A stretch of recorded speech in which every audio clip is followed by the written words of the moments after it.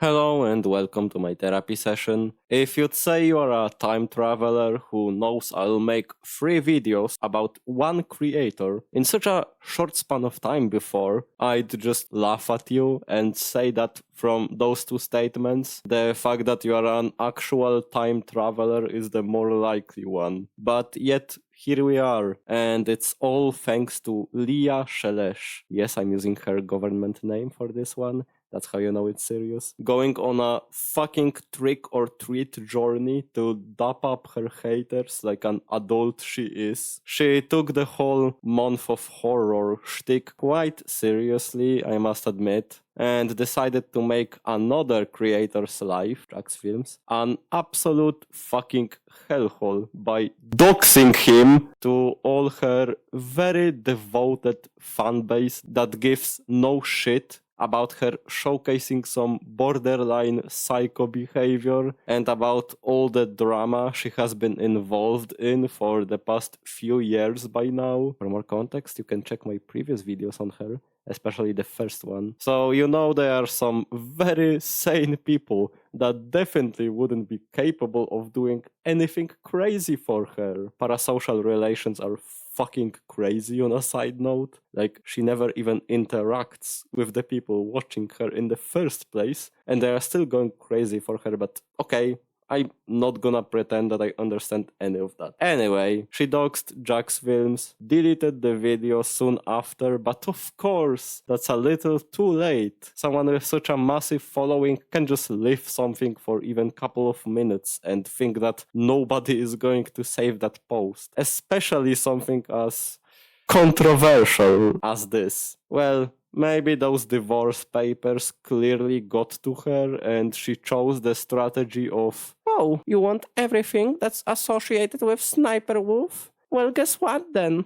I'm gonna make this brand extinct by myself. No money for you, bitch. But if that's the case, then what she didn't seem to understand is that she's basically indestructible at this point. I've already mentioned it in my videos about her, but she's kind of like the poster child of YouTube. For some reason, they absolutely fucking love her to death. Like it's their brand's firstborn or something. Even though she pretty much just blatantly steals content and makes it her own. Or maybe using the word dare would be more appropriate while talking about Sniperwolf, since it really is more of a brand than an actual person from what we know from legal papers.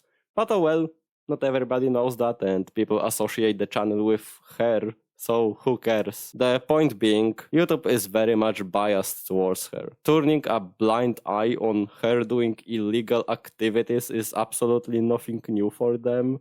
It's just like taking a morning shower at this point, a routine. I imagine whenever a new worker presents this problem in the HQ, they all just roll their eyes and say, "You're a new one, aren't you?" So I was anticipating their response after something as serious as doxing happened. Okay, that's a lie. You caught me. I was sick and the last thing I was thinking about was a serial fucking criminal probably being protected by a $1 billion company once again after such a heinous crime. You want me to never leave my bed due to such depressing thoughts or what? Either way, I was expecting YouTube to probably not respond at all.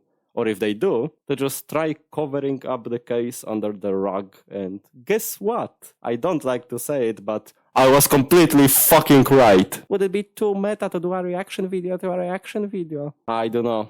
Would it be too meta to clown on a platform on said platform? Because if it is, then we have a lot of meta content nowadays. And it's all warranted. We didn't get an official statement, just as I thought we wouldn't, but we got those very intelligent little notes regarding the situation. Truly a voice of generation that PR team is. The closest to anything resembling a statement would be this Twitter post, which says that Sniperwolf was demonetized. Wow, a killing blow to her channel with over 34 million subscribers. Genuinely. It's like a slap in the wrist if the slap was done only in their fucking minds. And here's where we'd smoothly proceed on to the next part. If it wasn't all a fucking lie. Yes, those repercussions are laughable at best. But she didn't even face as little as those. YouTube straight up lied to people about something that's so easy to debunk. All they did was demonetize her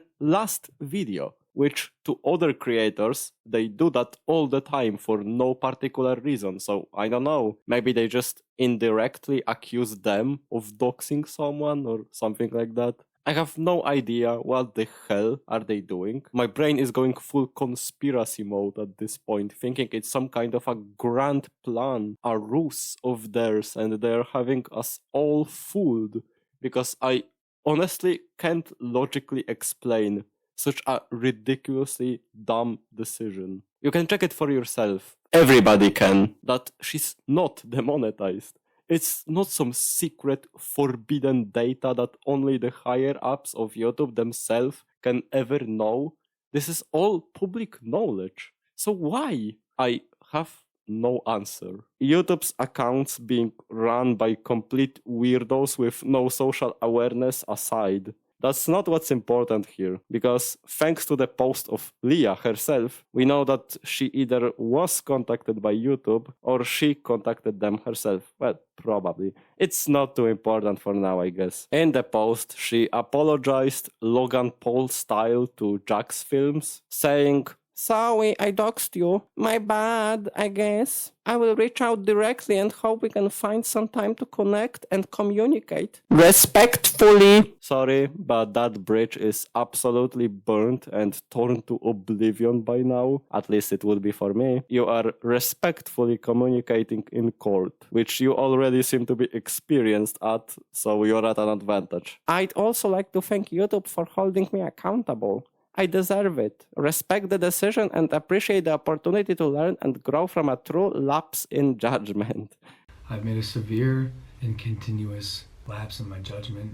See what I said, comparing it to Logan Paul's one? If that's what held accountable is like, then I guess actual consequences are reserved only for people who don't hold nearly as much money and influence as Leah does. Also this line, "I'm sorry for reacting the way I did," should be at the front page of her channel, just saying. I hope Jacksfilms and his family are safe, and I hope that such horrendous behavior presented by SSSniperwolf's channels will be punished accordingly. But it seems that greedy-ass companies don't care about such justice and its users' safety, so in the worst-case scenario, endangering someone's life will be treated the same as if a kid stole a single piece of candy from the store, as long as you have connections and provide those companies with a lot of money. And that's why I think cases like this need to go beyond just YouTube's influence, since they are completely incompetent when it comes to this. I'm not saying to deplatform her, just to be clear, but I'd personally highly suggest taking legal actions against her. From pathological stealing to basically threatening someone's life, this case is so much more than just a YouTube beef and should be treated as a criminal case. Nothing less, nothing more. Think twice if you really want to support people like her. That's all I'm asking you for. I'm not enforcing my own opinions. I'm just leaving you with your own thoughts about everything that happened around these recent circumstances. Thank you for watching, and I'll see you on the next session. It's super baffling to me how every time I'm making a video about her, it's because I have completely different message to tell. The first one was about dumb gatekeeping and completely non-talented people being douchebags because they somehow got popular. Second one was about YouTube and huge companies in general playing favoritism, and about such a big creator really being made completely artificially. The videos were basically all a lie, etc. How some creators are just a very small cog in the whole show business machine. And the third one is mainly about corruption, right? It sucks whenever I see things like this, and there's basically nothing I can do to help victims. We just watch these vile people get away scotch-free because they have money and influence. And that's why I want to at least be able to inform others and let them decide for themselves whether they really want to support all those people after they get to know who they actually are and what they have done. I think I can do at least that and entertain while we're at it, since we need to have a laugh or two amongst these terrible things happening. What would we have otherwise? Just depression, I guess. Story of my life.